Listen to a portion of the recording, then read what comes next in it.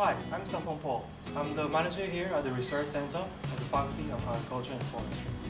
Today, I'm going to take you on a tour of the faculty's Research Center. Come on, let's go.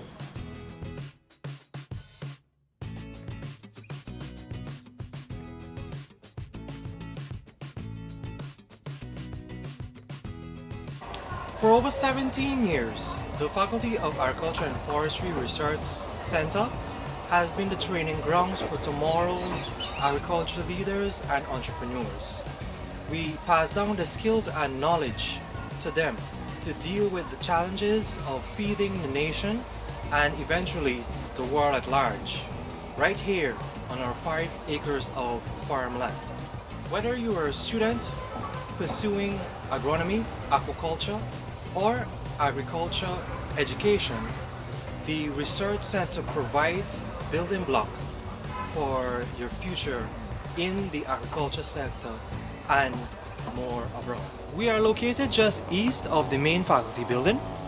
We currently have 2 shade houses, 2 sweet potato shade houses, a vermicompost shed, 2 polytunnel houses, a soursop orchard, 5 main earthen beds along with 9 small earthen beds, and a sweet potato polycross block. For our forestry students, we also have a solar drying kiln area and also a drying shed. In addition, we also have an aquaponics station along with 9 earthen fish ponds. And lastly, a mini weather station. First up on our tour is here, our aquaponics station. I'll now hand over to Miss Providence Forster, lecturer in charge of the aquaponics station. Now, she will tell you a brief overview here underneath the aquaponics station. Hello everyone, I am Ms. Samantha Providence Forrester, lecturer within the Department of Agriculture. Today I want to speak to you about aquaponics, and by definition it generally refers to the combination of aquaculture, which is the rearing of aquatic organisms in a controlled environment, in combination with hydroponics, which is the growing of plants without using soil.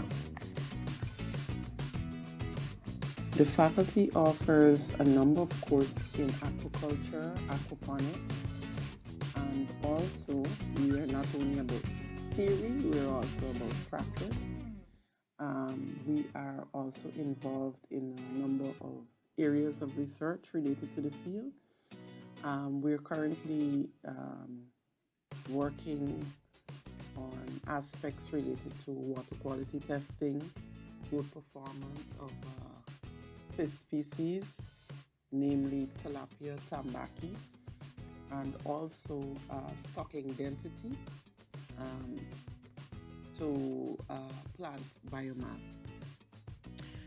It should be noted that the research aspect is collaborative, whereby both students and staff work together in this research, in conducting research. As you would have observed, our program involves a number of diverse areas of agriculture. As such, it involves the non-conventional methods of farming, since there is a need to build resilience, while at the same time ensuring food security, since we're currently being faced with climate change, as well as to sort of embark on more climate smart agricultural practices. An aquaponic system design can save on space, since you can have more plants per square foot thriving within the system when compared to your traditional agriculture.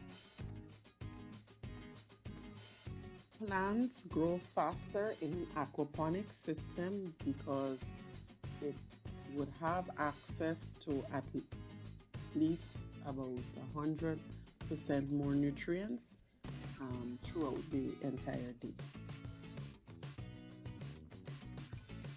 And lastly,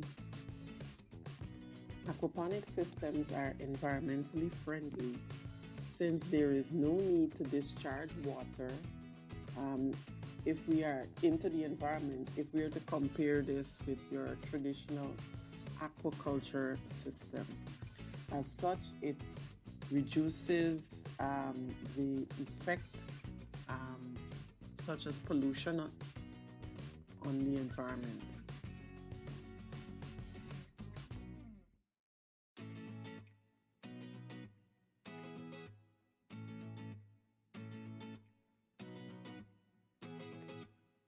Next up on our tour is our vermicompost shed, where we utilize different species of earthworms to produce vermicompost, or as we like to call it, black gold. We first start off with dry grass, and then manure is added. The material is moistened a bit, the earthworms are added, and this process is repeated until the bin is full. Within 4 to 6 weeks, we have finished vermicompost, which is then sifted and used among all our growing areas. Here we have our first shade house, which consists of raised beds. Here we grow a lot of shallow-rooted crops like celery.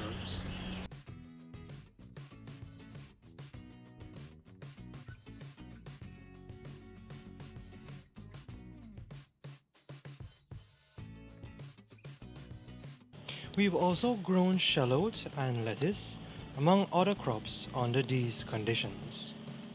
Moving on to our second shade house. In here we have ground beds. We mostly cultivate deep-rooted crops such as tomatoes.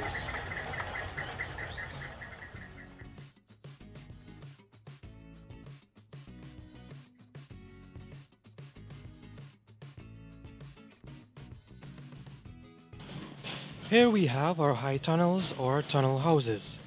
They are made up of metal frame onto which greenhouse plastics have been mounted. And we also utilize sarin or shade net to take off some of the heat during the day. Each high tunnel consists of 6 concrete bins, and within each bin there is a soil mixture we utilize along with our vermicompost. Under these conditions, we have cultivated a variety of crops such as callaloo or poi, pak choi, tomatoes, cucumbers, hot and sweet peppers, lettuce, boulanger, just to name a few. All of these produce are harvested and they're sold mainly to UG staff or anyone that is interested.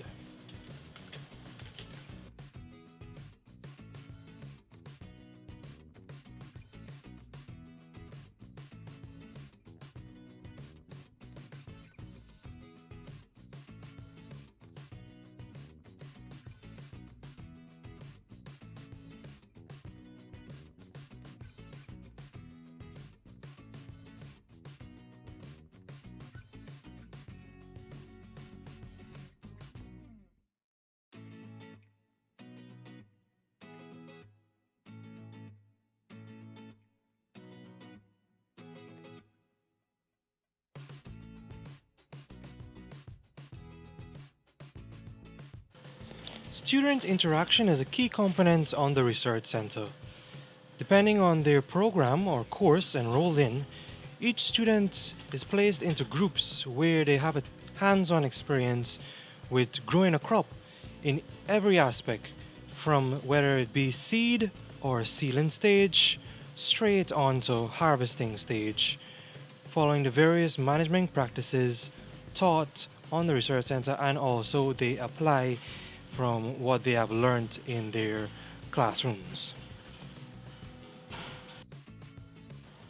Here we have some pictures of the different crops that we grow in field. We've grown a variety of crops such as corn, sorrel, sweet potato, okra, boulanger, just to name a few. Here we have our sweet potato shade houses. both of which have been built a part of a collaboration between the University of Arkansas, University of Guyana, Partners of America, and NARI.